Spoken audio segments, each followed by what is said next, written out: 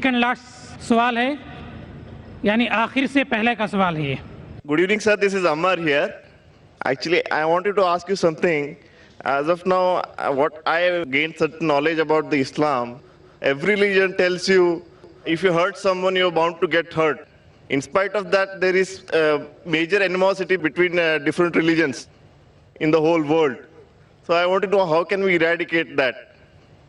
بھائی صاحب نے جو سوال پوچھا ہے، یہ سوال مہیش بھائی نے سب سے پہلے پوچھا تھا کہ ہر دھرم اگر کہتا ہے کہ دوسرے دھرم کو تکلیف مت دو، لیکن پھر بھی اتنا قتل ہو رہا ہے دھرم کے نام پہ، کس طریقے سے اس کو ہم دور کر سکے. میں نے کہا کہ اکثر میرے حساب سے جتنے دنگے فساد ہوتے ہیں اس کے ذمہ دار پولیٹیشین ہیں، اپنی ذاتی فائدے کے لیے دھرم کے نام پہ دنگے فساد کرتے ہیں. اسی لیے ہر ہندو، ہر مسلمان اگر اپنی کتاب کو صحیح طریقے سے پڑھے اور اس کے اوپر عمل کرے، یہ دنگے فساد دور ہو جائیں گے. جس طریقے سے قرآن مجید میں لکھا ہے سورہ عمران میں سورہ نمبر 3 آیت نمبر 64 میں، تعالوا الی کلمۃ سواء بین بینکم، آؤ ہم اس بات کی طرف جو آپ اور ہم میں یکساں ہے.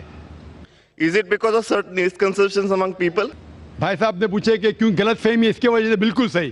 غلط فہمی اس لیے، اگر یہ غلط فہمی دور ہو جائیں گی اور ہم ایک دوسرے کے دھرم کو جانیں تو ہمیں پتہ لگے گا کہ سارے دھرم کہتے ہیں کہ ایک ہی خدا ہے، ایک ہی ایشور ہے، ایک ہی اللہ ہے، اور صرف اس ایشور کی عبادت کرنا چاہیے، اس کے علاوہ نہیں.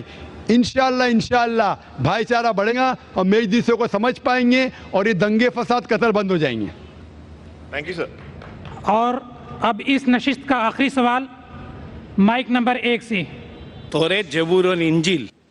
توریت موسیٰ علیہ السلام پہ نازل ہوا، داؤد علیہ السلام پر یہ کون سا تو زبور، ہاں، اور انجیل عیسیٰ علیہ السلام پہ نازل ہوا. تو ابھی یہ تینوں کیوں فارم میں نہیں ہے؟ مطلب ہے کیوں نہیں؟ قرآن ہے تو اس کو مکس اپ کر دیا لوگوں نے، اور اس کا فارم کیوں نہیں ہے ابھی؟ زبور انجیل کیوں نہیں ہے وہ کتاب ابھی؟ بھائی صاحب نے اچھا سوال پوچھا کہ اللہ نے نازل کیا تورا، پھر زبور، پھر انجیل، اب یہ سب کیوں نہیں، صرف قرآن کیوں؟ بھائی صاحب جب بک کا ایڈیشن نکلتا ہے نا، first edition, second edition, third edition, تو صرف لیٹڈ ایڈیشن لگتے، پرانے ایڈیشن چھوڑ دیتے.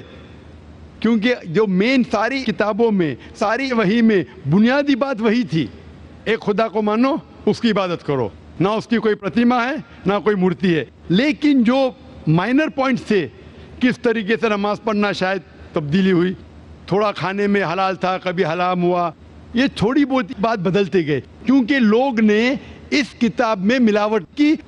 جب وحی میں ملاوٹ آنے لگی تو اللہ نے ایک نئے پیغمبر کو بھیجا پھر سے اس کو صاف کر کے. لیکن جب اللہ تعالیٰ نے سوچا کہ یہ وقت ابھی صحیح وقت ہے، آپ پوچھیں گے اللہ تعالیٰ نے قرآن کیوں نہیں سب سے پہلے بھیجا، تو میں یہ جواب دوں گا اللہ تعالیٰ جانتے تھے کہ انسانیت اس وقت تیار نہیں تھی قرآن کو حاصل کرنے کے لیے. 1400 سال پہلے اللہ ہمارا خالق ہے، انہیں جب یقین ہوا کہ یہ وقت صحیح ہے نازل کرنے کے لیے، انہوں نے قرآن نازل کی. اور جب نازل کیا اس میں لکھا ہے سورہ ہجر میں سورہ نمبر 15 آیت نمبر 9 میں کہ اللہ تعالیٰ نے قرآن نازل کی اور اللہ تعالیٰ اس قرآن مجید کی حفاظت کریں گے. اس کے بعد کوئی بھی اس قرآن مجید میں ملاوٹ لا ہی نہیں سکتا ہے، آپ کتنی بھی کوشش کرو، کیونکہ آج کی تاریخ میں لاکھوں لوگ قرآن کو اپنے میموری میں اتار چکے ہیں. یہاں دنیا میں کئی حفاظ ہیں، لاکھوں حفاظ ہیں جو قرآن مجید کو اپنے دماغ سے پھر سے دہرا سکتے ہیں. دے نو دا قرآن بائی ہارٹ.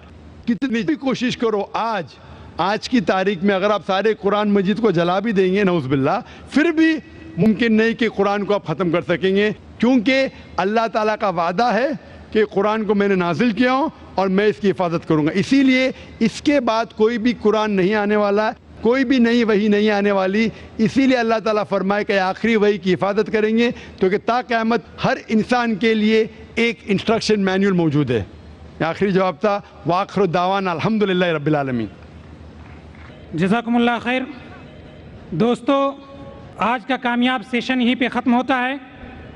اللہ تبارک تعالیٰ سے دعا ہے کہ ہمارے یہاں جمع ہونے اور دین کی باتوں کو سیکھنے اور اس سے فائدہ اٹھانے کو قبول فرمائے.